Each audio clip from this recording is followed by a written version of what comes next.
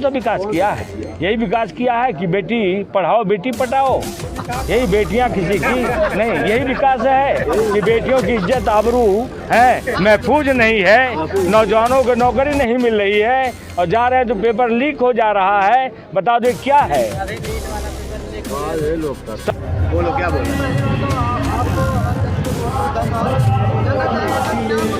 आपका भी मुद्दा तो आप देख रहे हैं, अभी स्पीच सुन लिया है आपने। भ्रष्टाचार, अत्याचार, बेरोजगारी, महंगाई, ये तमाम मुद्दे हमारे पास यही लेकर के जाएंगे। जिसने कहा था सबका साथ सबका विकास, आज वो सबका साथ करके सबके साथ विश्वासघात कर रहा है। यही हमारा तो मुद्दा है, हम मुद्दा दे रहे हैं। हम कार्यकर्ता करना चाह रहा है वही जो करना चाहिए। 25 तारीख को इनका जम करके जवाब देगा कार्यकर्ता।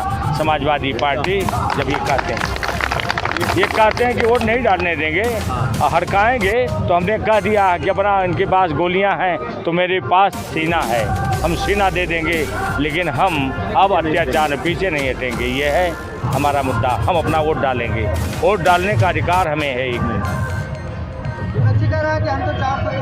अरे 400 से वो हार रहा, 400 पार कहाँ कर रहा है? चिल्लाएगा, सुन लीजिए, चिल्लाते वही हैं जो हारते हैं, वही चिल्लाते हैं, नोचते हैं, काटते हैं, बकोड़ते हैं, हल्ला करते हैं, इसलिए कि हार मान चुके हैं। अब ये कह रहे हैं कि 400 पार, ताकि जो लोग इधर उधर हैं वो जान जाने मोदी की सरकार बनने जा रही है तो हम क्यों दूसरे को वोट डालें, हम इसी को दे देते हैं। लेकिन अब उस बहकावे में जनता आने वाली नहीं है।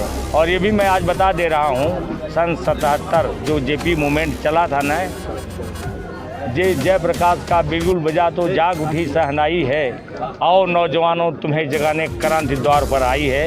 ये नारा लगा करके चला कि अब आओ नौजवानों, मोदी को भगाने, भ्रष्ट बीजेपी को भगाने के लिए नौजवान सीना तान करके खड़ा हो गया है, देने जा रहा है। इसमें जातिवाद की कोई बाध्यता नहीं है। हर गरीब किसान का बेटा, चाहे यगड़ा हो, चाहे पिछड़ा हो, दलित हो, माइनॉरिटी हो, हर लोग जान गए हैं कि ये धोखेबाज है, देश को बेचना चाहता है, लेकिन जीते जी हम देश को बेचने नहीं देंगे। सबका भारी का दावा कि हमने विकास किया, तो क्या आप क्या कहें? कौन सा विकास किया है? यही विकास किया है कि बेटी पढ़ाओ बेटी पटाओ, यही बेटियां किसी की नहीं, यही विकास है कि बेटियों की इज्जत आबरू है महफूज नहीं है, नौजवानों को नौकरी नहीं मिल रही है और जा रहे हैं तो पेपर लीक हो जा रहा है। बता दो क्या है?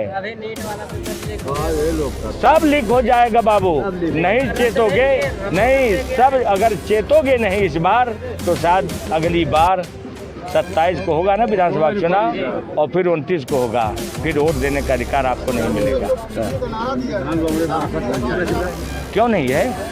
हमारे साथ पीडीए पिछड़ा है, दलित है, अकलियत है, और उसमें अगड़ा भी है। इनके अत्याचार से, इनके शोषण से जो बीजेपी के लोग थे वो भी अब ये कह रहे हैं कि नहीं, ये सरकार भ्रष्ट है, झूठ बोलती है, मोदी झूठ बोलता है।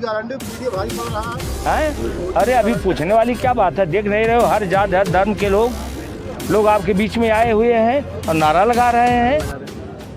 और मैं बता दूं कि जेपी मूवमेंट जो चला था ना, वही लहर चलने जा रही है। सुनामी जिसको कहते, सुनामी लहर चल रही है पीडी के पक्ष में, इंडिया गठबंधन में। जनता आपसे किस प्रकार से उम्मीद कर सकती है? अरे मैं कह रहा हूँ, जनता उम्मीद कर रही है कि जब पीडी आएगी, इंडिया गठबंधन होगा, तो सारे लोगों को 30 लाख एक ही दिन में हम नियुक्तियाँ निकालेंगे। जो खाली पड़ी हुई हैं रिक्त स्थान, सबसे पहले तो वही भरने का हम काम करेंगे।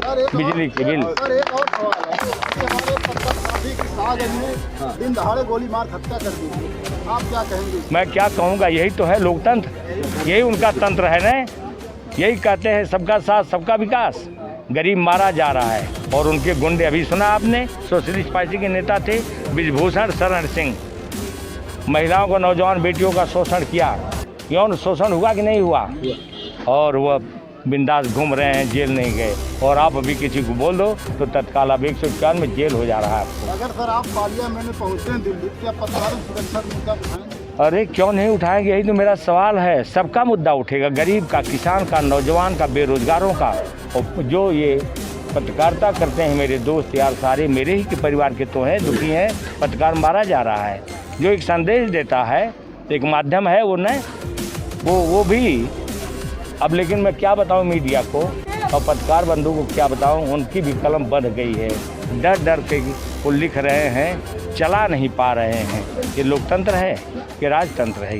ये तानाशाही है कि नहीं है? ये मैं कह रहा हूँ।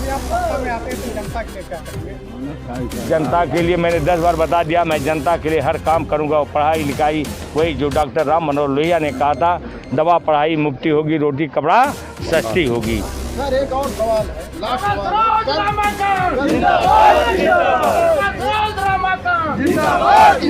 सर, एक सवाल और है। आजमगढ़ ये सपा का गढ़ माना जाए, उसको भेजने कल मोदी जी आ रहे हैं, उससे आप क्या करेंगे? कुछ नहीं, अरे भेद क्या पाएंगे, जनता तैयार है, जूता लेकर के और लबदा लेकर के तैयार है कि भागो ढोंगी, अब तुम्हारी ज़रूरत नहीं है। अब तक तुमने बहुत बरगलाया, अब हम भागने वाले नहीं हैं। हम इस बार इंडिया गठबंधन को वोट देने जा रहा है, जो हमारे नौकरी की गारंटी ले रहा है, सुरक्षा की गारंटी ले रहा है, सबके स्वास्थ्य के लिए चिंतित है वो, अब उसको देने जा रहे हैं। चलिए।